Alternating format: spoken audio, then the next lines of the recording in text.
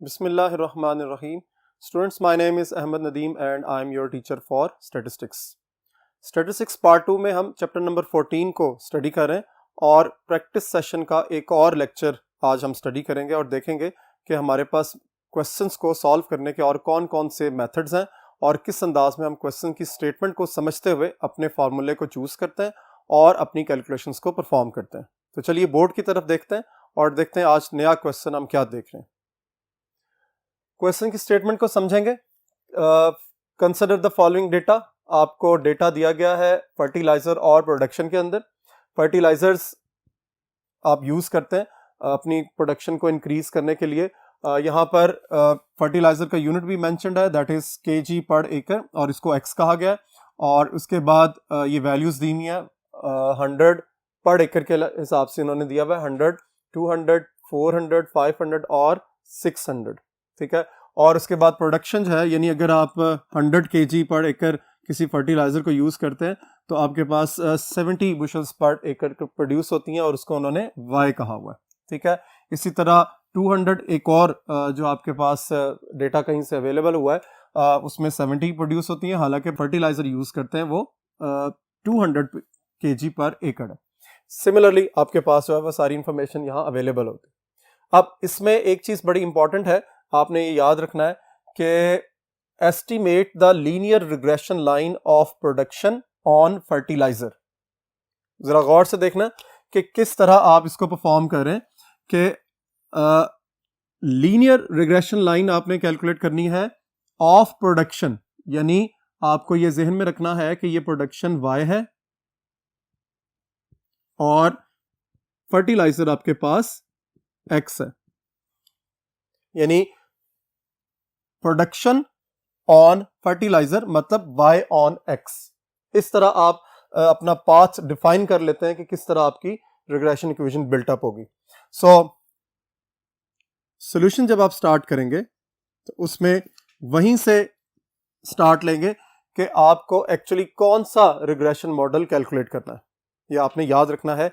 Regression model आपकी जो equation है वो कौन सी बनेगी, y on x production on fertiliser,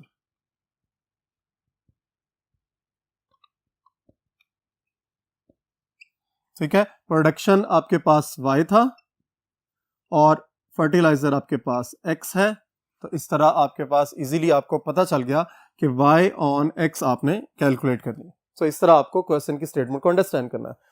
बाकी प्रोसीजर आप पिछले लेक्चर के में आप कर चुके हुए। कुछ नई चीज़ें हैं, इनमें डिफरेंट पार्ट्स हैं जो आपको समझने हैं, लेकिन ऑब्वियसली हमें पहले पूरी कैलकुलेशंस करनी है। मॉडल कैलकुलेट करेंगे, ये जो estimate the linear regression model है या लीनियर रिग्रेशन लाइन है, इसको कैलकुलेट करेंगे। तो जो इक्वेशन है वो क्या है आपकी, y is equals to a y x plus b y x into x। ये आपका रिग्रेशन मॉडल हो गया।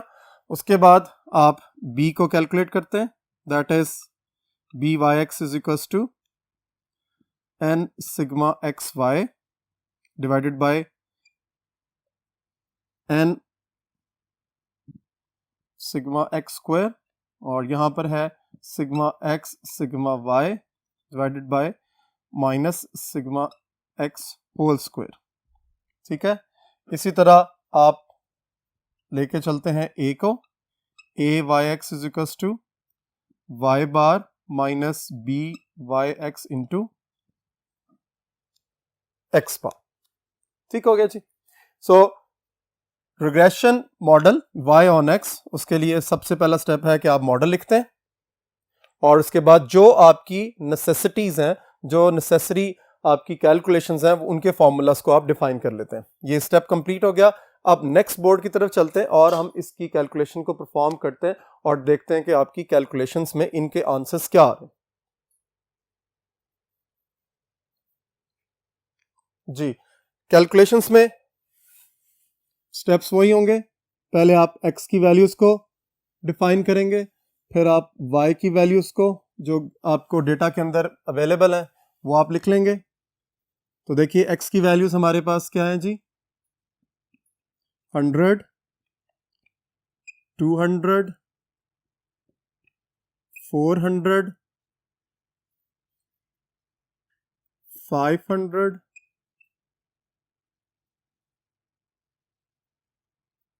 600। ठीक हो गया। उसके बाद आप देखिए कि आपके पास जो y की वैल्यूज हैं वो क्या है जी, 70, 70, 80, 100 और 90। ठीक है जी।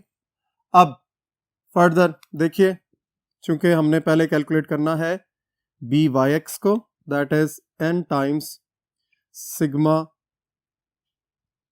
X Y minus sigma X sigma Y divided by n times sigma X square minus sigma X whole square. ठीक हो गया। सो कैलकुलेशंस आगे की तरफ लेके चलते हैं। हमें चाहिए एक्स वाई नंबर 1, उसके बाद आपको चाहिए इसमें एक्स स्क्वायर।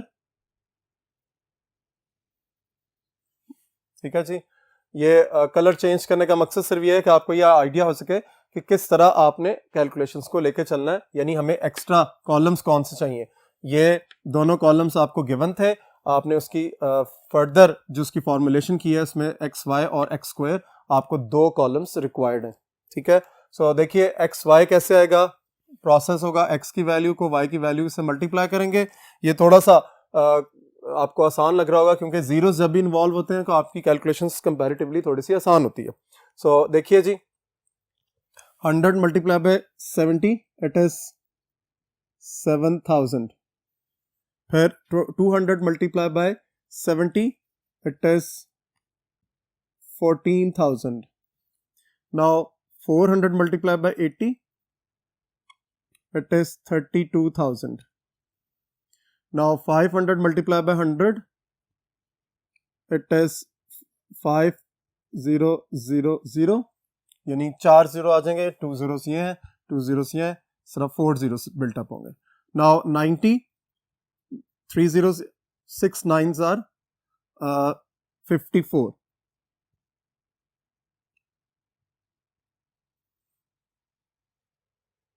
क्लियर होगी बात जी। आगे एक्स स्क्वायर की तरफ चलेंगे। ये भी बड़ी कैलकुलेशंस इजी हैं क्योंकि स्क्वायर है, 100 को 100 से मल्टीप्लाई करना है, आपके पास 4 zeros आ जाएंगे विद 1। सिमिलरली यहाँ पे 200 है, यहाँ पर भी 4 टाइम्स 0 0 0, 400, 16 0 0 0 0, 25 यानी 5 5 से 25 हो जाएगा, 25 के बाद 4 zeros आ जाएंगे, 600 है तो ये 36 zeros। अब आपको इन चारों कॉलम्स का सम कैलकुलेट करना है और इनके आंसर्स को आपने फॉर्मूले के अंदर पुट अप कर देना। तो देखिए कैलकुलेटर आप लोग भी देखिए वेरीफाई करें आंसर्स को कि किस तरह हम इनके सम्स को कैलकुलेट कर रहे हैं। 100 plus 200 plus 400 plus 500 plus 600 that is 1800। इसी तरह 70 plus 70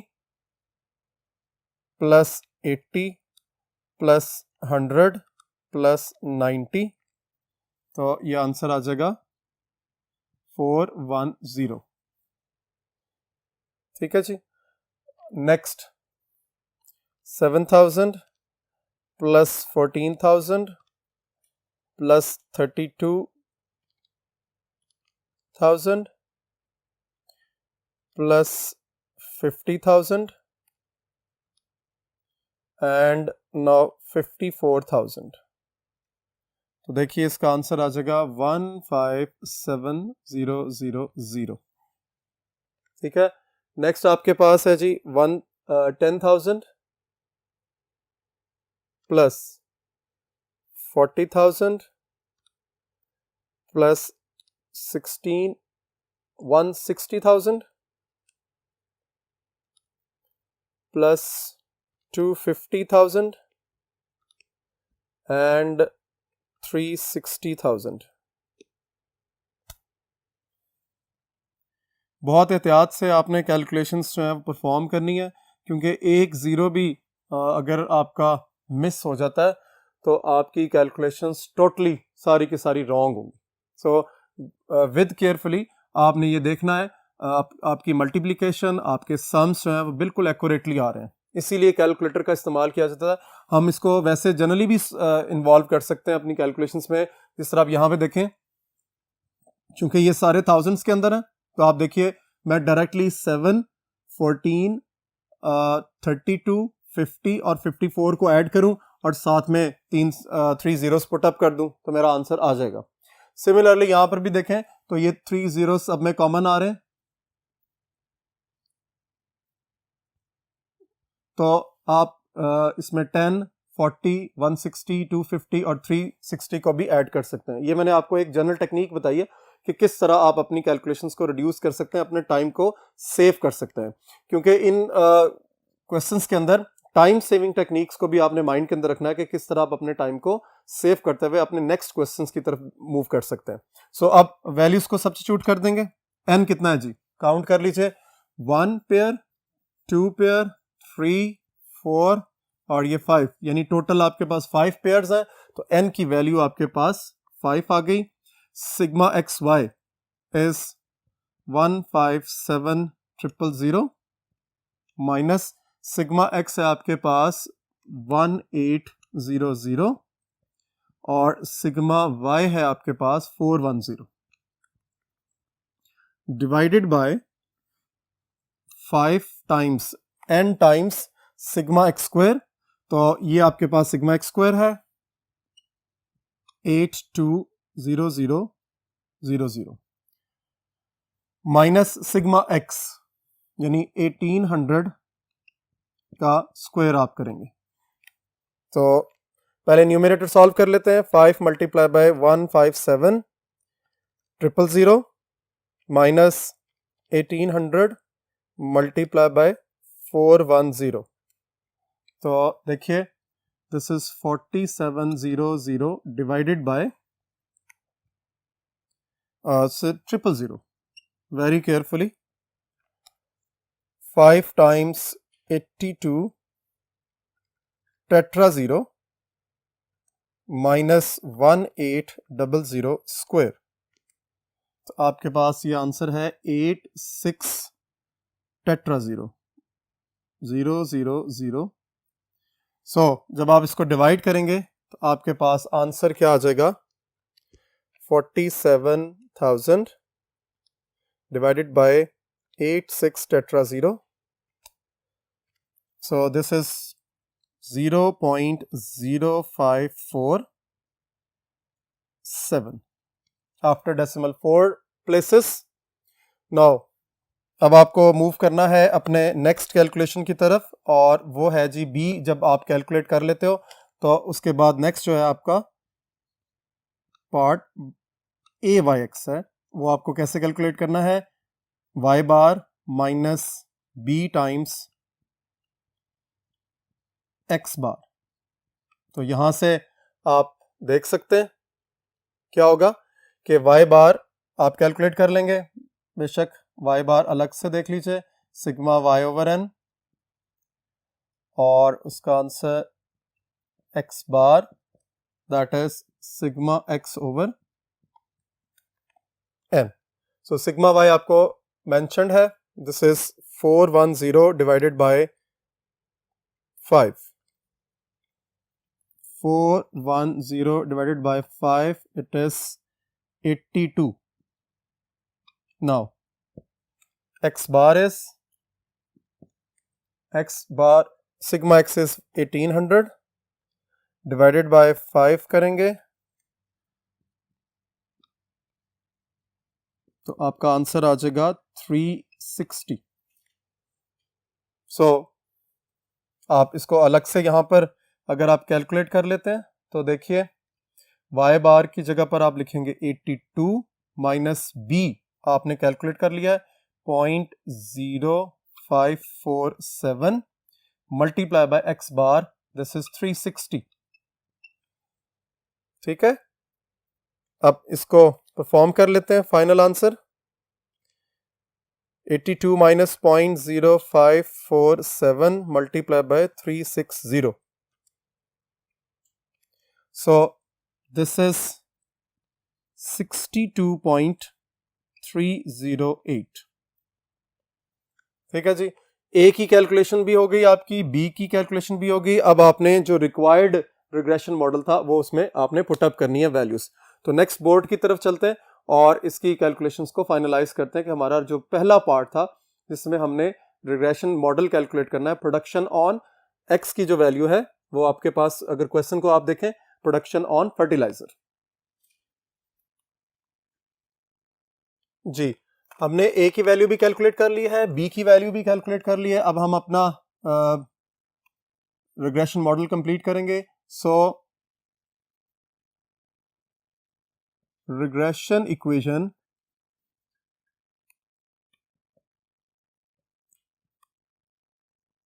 production on fertiliser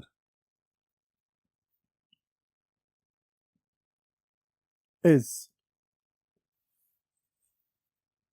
y hat is equals to, तो सबसे पहले a की वैल्यू लिखेंगे, दैट इज 62.308 प्लस b की वैल्यू है आपके पास 0.0547 into x। now this is the answer of your first part जो आपने देखना है। इसमें क्लियर होगी बात। सो आपको याद रखना है कि इसमें a की वैल्यू 62.308 है और b की वैल्यू जो स्लोप ऑफ द लाइन है दैट इज 0.0547 x है।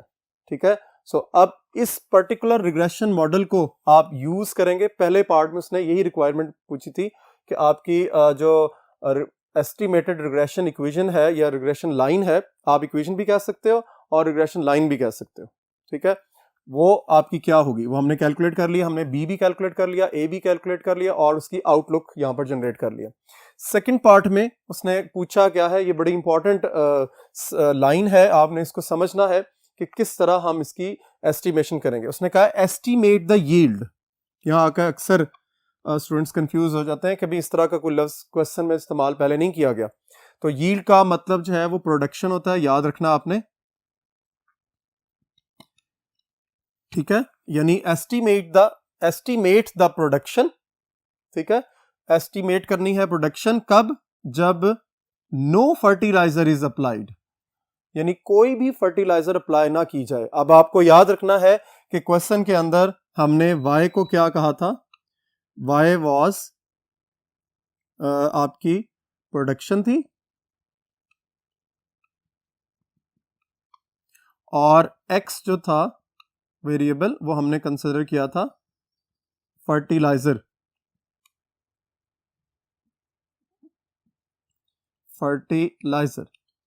तो जब नो फर्टिलाइजर का मतलब क्या होगा, here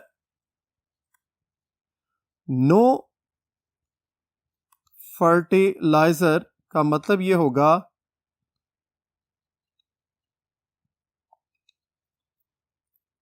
we have to put, चूंकि x फर्टिलाइजर है, x इज इक्वल टू 0, क्योंकि x जो है फर्टिलाइजर को रिप्रेजेंट कर रही है इन केजीज। ठीक है, सो अगर नो फर्टिलाइजर है तो x की जगह पर हम 0 पुटअप करेंगे, तो आपका आंसर क्या आएगा। और 0 कहां पुटअप करना है, वो जो पहले पार्ट में आपने रिग्रेशन मॉडल कैलकुलेट किया है, that was this one, in estimated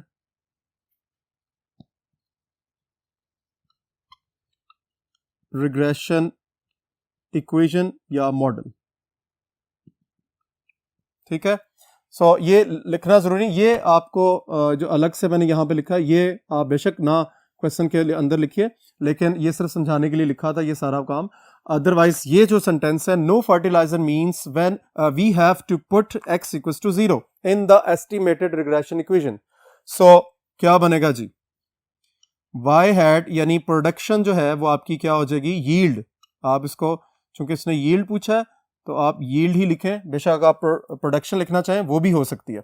so y hat यानी आपकी जो प्रोडक्शन आएगी जब फर्टिलाइजर 0 हो जाएगी तो वो क्या बनेगी, 62.308 प्लस 0.0547 इंटू 0। जब आप 0 लगाएंगे तो आपके पास फाइनली 62.308 इसका आंसर आ जाएगा y हैट का, और ये आपकी क्या आ जाएगी, यील्ड। क्लियर होगी बात? आपको ये याद रखना है कि किस अंदाज में इस पर्टिकुलर जो है वो स्टेटमेंट को समझते हुए आपने अपना आंसर जो है वो यील्ड की सूरत में कैलकुलेट कर लिया। आप नेक्स्ट इसका एक और पार्ट स्टडी करते हैं और बोर्ड नंबर 1 की तरफ चलते हैं जी। नेक्स्ट हमारे पास जो पार्ट है, third part, estimate the yield when average amount of fertiliser is applied. Average amount का मतलब क्या है कि आपको जो फर्टिलाइजर गिवन है उसकी एवरेज अमाउंट यानी उसका एक्स बार आपको कैलकुलेट करना है। याद रखिए, एवरेज का मतलब जनरली हम मीन लेते हैं और वो मीन आमतौर पर एक्स बार के थ्रू हम कैलकुलेट करते हैं। आपके पास जो रिग्रेशन मॉडल था जो आपने कैलकुलेट किया था, that was y hat is equals to 62.308 plus 0.0547x। ठीक है, ये रिग्रेशन मॉडल आपने इस क्वेश्चन के लिए कैलकुलेट किया था। एवरेज अमाउंट ऑफ फर्टिलाइजर देखनी है और वो कहां से आएगी, that is X bar, it is sigma X over N.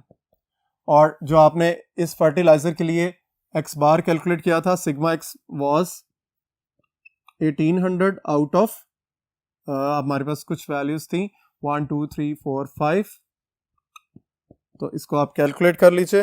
1800 already आपने कैलकुलेट किया हुआ है तो आप वहां से इसका आंसर देख सकते हैं, दिस इज 360। ठीक है, यानी 360 किलोग्राम ये एवरेज अमाउंट है इस पर्टिकुलर सेट ऑफ इंफॉर्मेशन के लिए फर्टिलाइजर की।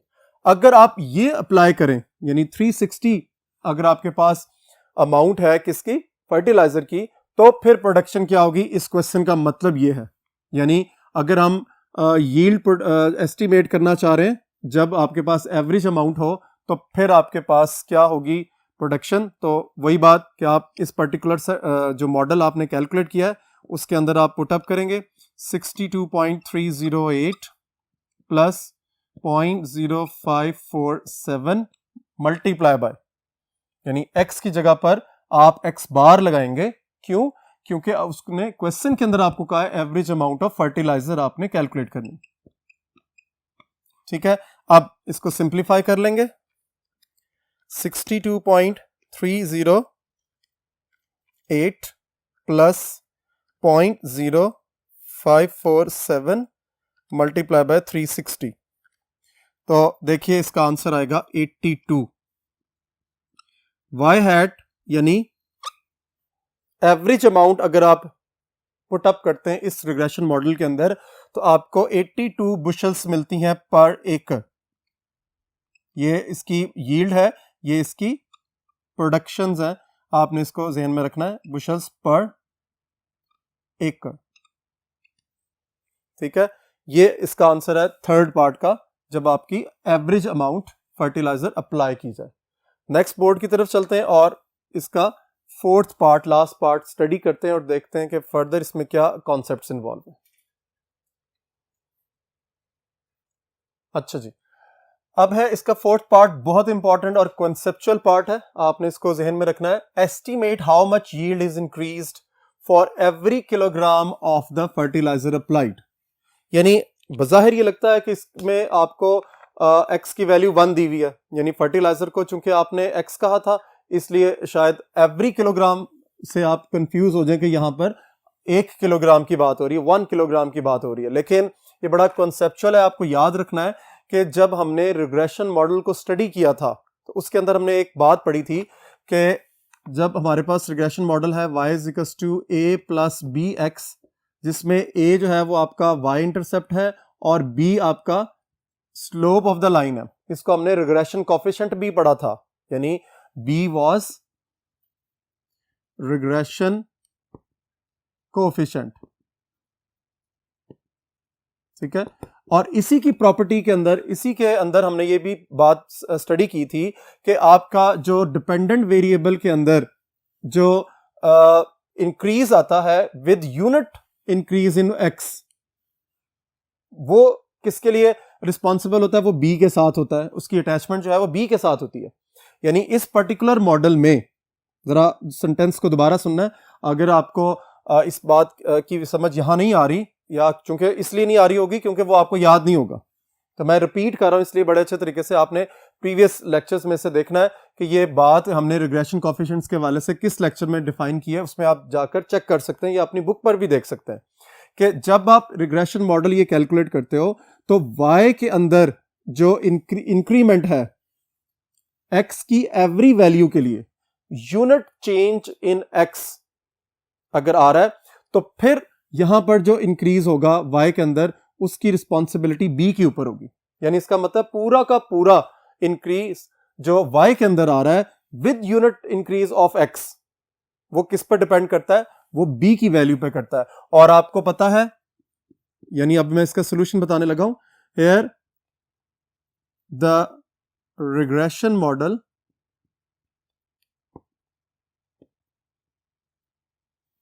वो क्या जी, y hat is equals to 62.308 plus 0.054 x, ठीक है। इसमें आपका जो रिग्रेशन कोफिशिएंट है b, वो जो आपने कैलकुलेट किया दैट इज 0.054 था, 547, यहां पर 7 0.0547। सो इसको यूज करेंगे इस आंसर को, और आप लिखेंगे कि 0.0547 kilogram increase with every kilogram of fertilizer, ठीक है। यानी इस पूरे रिग्रेशन मॉडल में जो ओवरऑल इंक्रीज की रिस्पॉन्सिबिलिटी बी के ऊपर होती है, यानी जो स्लोप ऑफ द लाइन है जिसको हमने रिग्रेशन कोफिशिएंट कहा था। सो इस क्वेश्चन में याद रखिए कि जिसमें आपने यील्ड को एस्टिमेट करना है इंक्रीमेंट के हवाले से, तो उस हवाले से जब हम x की वैल्यू को देखेंगे तो वो x की वैल्यू पर यूनिट इंक्रीज के साथ हमें कौन सा इंक्रीज बता रही होगी, वो b की वैल्यू होगी 0.0547, यानी जो भी b की वैल्यू होगी वो बताएगी एवरी यूनिट इंक्रीज, ठीक है। So final answer is 0.0547 with every kilogram of the fertiliser. Hope आज का लेक्चर आपको क्लियर हो गया होगा। हमने इस पर्टिकुलर क्वेश्चन के अंदर 4 पार्ट्स को स्टडी किया, जिसमें इंडिविजुअली हमने हर पार्ट की अलग अलग सेगमेंट्स के साथ अंडरस्टैंडिंग बिल्टअप की है। सो आपको ये याद रखना है कि इन सब आंसर्स को आपने अच्छे तरीके से स्टडी करते हुए इनके कॉन्सेप्चुअल लर्निंग की तरफ भी जाना है। अपना और अपनी फैमिली का बहुत ज़्यादा ख्याल रखिए। अल्लाह हाफिज़।